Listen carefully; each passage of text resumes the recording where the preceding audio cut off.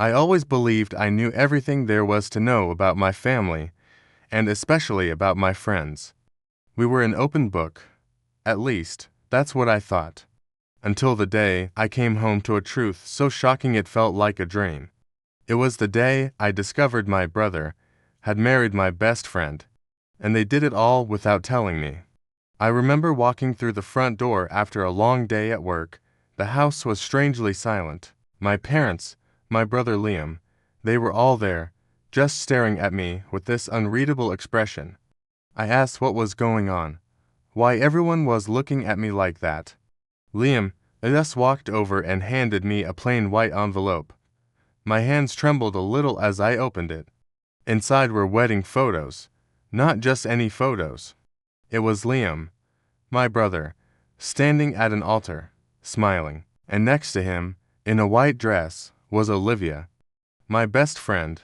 Olivia, I looked up from the photos, completely frozen, and there she was, standing right beside Liam in our living room, a nervous smile on her face. My mind went blank. I couldn't process it. My best friend married my brother, and never said a word. It took a moment for the shock to wear off and for the words to come. Liam, Olivia, what is this? I held up the photos, my voice shaking. How could you hide this from me? Liam stumbled over his words, saying he didn't want to hurt me, that they just didn't know how to break the news. Olivia, with tears in her eyes, whispered that she thought I'd be happy for them. Happy? I was speechless. All I felt was a cold wave of betrayal washing over me. These were the two people I trusted most in the world, and they had kept the single biggest secret of their lives from me. It wasn't just a surprise, it felt like a deliberate deception. My trust, in that single moment, felt completely shattered. I couldn't even look at them. I walked away, my mind racing, replaying every conversation I'd ever had with Olivia. I remembered all the late-night talks, the secrets we shared, the times we promised we'd be each other's maids of honor. Had it all been a lie, I felt so foolish, so manipulated. I went to my mom, hoping for some comfort, some validation for my feelings. How could she do this? I asked, the tears finally starting to fall. She knew everything about me, my fears, my dreams. She knew this would break my heart. My mom just held my hand and said that sometimes love is complicated and that we needed to be calm and hear their side of the story. But I wasn't ready to hear anything. I felt utterly alone, isolated by the one secret I never saw coming. Of course, in a close-knit neighborhood like ours, secrets don't stay secret for long. The news spread like wildfire. I'd see neighbors whispering as I walked down the street. Did you hear about Emma? Her brother and best friend. Behind her back, some were sympathetic, others just seemed to enjoy the drama. My phone buzzed constantly with messages from friends. Are you okay? I can't believe they did that. Did you have any idea? My private pain was suddenly public entertainment, and it was humiliating. Every text, every hushed conversation, just twisted the knife a little deeper. I felt like I was living in a fishbowl, with everyone watching me navigate my own heartbreak. I kept flashing back to all the moments Olivia and I had shared. The summer we spent by the lake, the time she held my hand when I failed my driving test, the countless nights we spent dreaming about our futures. Was she in love with my brother even then? Was our entire friendship a lie? I saw her laughing in my memories, and I couldn't tell if it was genuine or if she was hiding this enormous secret the whole time. How could the person I shared everything with, the person I considered a sister, fall in love with my actual brother and not tell me? I was so torn. Part of me was consumed by this feeling of betrayal, but another, smaller part, still loved her and wanted, desperately, to understand. I couldn't just sit with the questions. I needed answers. Quietly, I started asking around, talking to mutual friends, trying to piece together a timeline. I needed to know if this was a sudden thing, or something that had been hidden for years. And that's when I found out.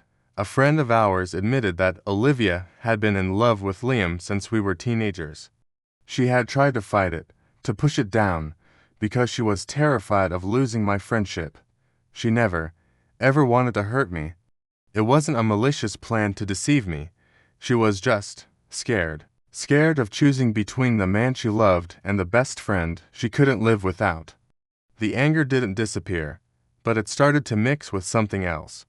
A flicker of understanding. It was time to face them. We all sat down in the living room, the air thick with tension. I took a deep breath and finally said what I was feeling. I'm hurt. I feel betrayed. And I honestly don't know if I can get past this.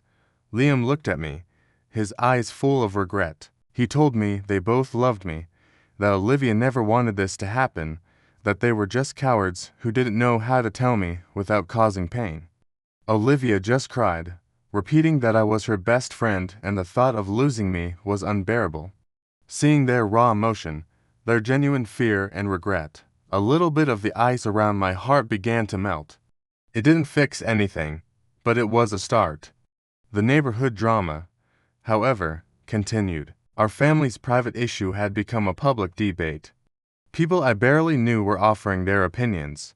Even Mrs. Collins, the HOA president, stopped me one afternoon. She told me it was normal to feel upset, but that families and friends make mistakes. She urged me to give it time, that perspective would come. And in that moment, surrounded by all the gossip and unsolicited advice, I realized something important. Their opinions didn't matter. None of this was about them. This was about me, my brother, and the woman who was my best friend. I didn't need the neighborhood's approval to forgive, or not to forgive. I just needed to figure out what was right for us. I spent a few days by myself, just walking and thinking.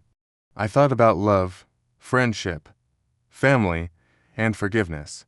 I replayed years of memories, the good and the bad. Was one painful secret enough to erase a lifetime of friendship? Was I willing to lose both my brother and my best friend over this? Finally, I knew what I had to do. I found Olivia sitting on her porch. I walked up and sat next to her. I'm still hurt, I said softly, and it's going to take time. But I don't want to lose you. The relief that washed over her face was overwhelming. She hugged me so tightly, promising that nothing would ever come between us again. Liam came out and joined the hug, and for the first time in what felt like forever, we were all together, and the crushing weight of the secret was finally gone. Betrayal leaves a scar, there's no doubt about it. But I learned that some bonds are strong enough to heal. With understanding, a lot of honest conversation, and a willingness to forgive, we found our way back. Love, friendship, family, they can be complicated, and they can be messy, but I've learned they can also survive just about anything, as long as we're willing to give them the chance. Thanks for watching.